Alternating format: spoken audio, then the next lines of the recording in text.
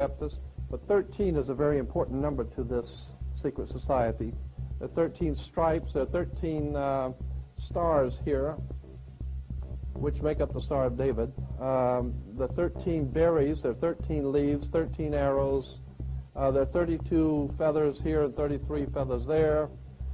Everything is done in sequence of 13. 13, of course, is based on, this is what we call Masonic symbolism. Freemasons designed this dollar bill. Everything is done in sequence of 13, and again, I draw your attention to the fact that you have 13 stars here, which collectively make up the Star of David. There's a reason why. On the $1 bill at the top, you'll see this little image right here, but if you blow it up from an actual photograph, you'll see it is it's a little owl. It's a symbol of the Bohemian Society. The Bohemian Society meets in California on the last 2 weeks of July of every year. I have pictures showing all of the presidents, all of the living presidents, excluding the new one, but all of the living presidents at Bohemian Grove in Northern California, and they're all wearing red and black Ku Klux Klan dress type of regalia, like the Ku Klux Klanners, with the pointed headdress and everything. And, I mean, that's quite a sight to see presidents dressed like Ku Klux Klan members, right? And they're standing in front of a big open pit of fire, and behind them is about a 20 to 25-foot owl behind them. And the article in Elm magazine and Time magazine, I've got 2 or 3 different magazines showing basically the same pictures. It says that the presidents meet with all of the heads of industry throughout the world, all of the heads of state throughout the world, and all of the most important wheeler dealers in this country, and they all meet up in Northern California, and they have rituals where they go before the owl after midnight. And what a picture you got, with all the presidents dressed up like Ku Klux Klanners with black and red robes on before an owl. And these are your presidents of this country. And the reason why they chose the owl is because the owl is a symbol used in Europe by secret societies, because the owl is wise, because it sees things in the dark. And the implication is, of course, that's why they're where they are, because they're very brilliant and they know things that you don't know.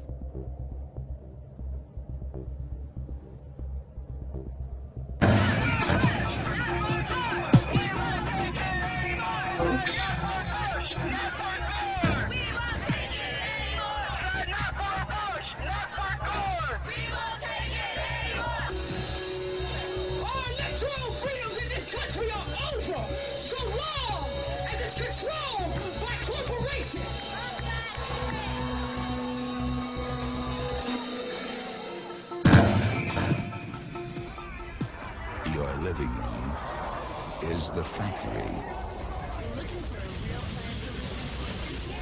The product being manufactured is you.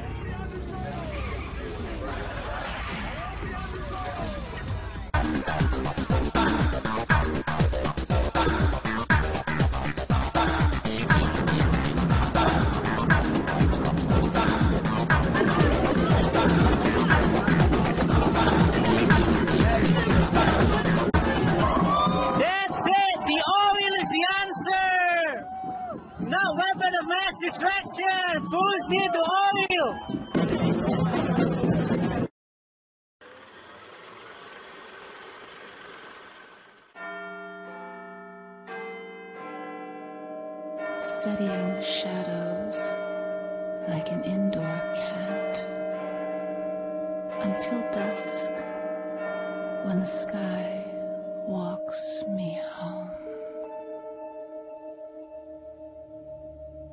How far has the ancient Illuminati secret society network penetrated world politics? If you read the many books published about conspiracies, then you will learn that many leading authors have alleged that British Prime Minister Tony Blair is a high-ranking Freemason.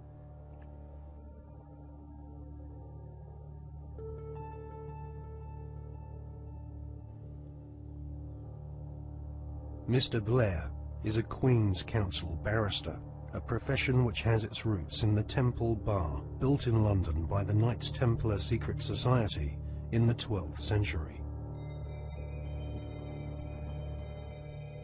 According to many authors, Tony Blair follows the tradition of Masonic membership amongst large numbers of barristers and judges.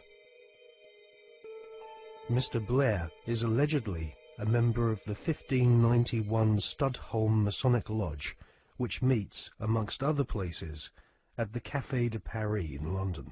The Prime Minister has defended his role in lobbying on behalf of a wealthy Labour Party donor who was negotiating to buy a steel company from the Romanian government. Mr. Blair wrote a letter in support of Lakshmi Mittal, an Indian billionaire who lives in London. Mr. Blair said the letter was a standard one, written on the advice of the Foreign Office. However, opposition MPs are calling for an inquiry into allegations that his intervention helped to clinch the deal for Mr. Mittal's company, which is registered in a Caribbean tax haven. Our political correspondent, Norman Smith, reports. Lakshmi Mittal donated more than £100,000 to Labour after the last election. Shortly after that, Mr. Blair wrote a letter to the Romanian Prime Minister in support of a successful bid by Mr. Mittal's company, L&M Holdings, to buy a Romanian steelworks.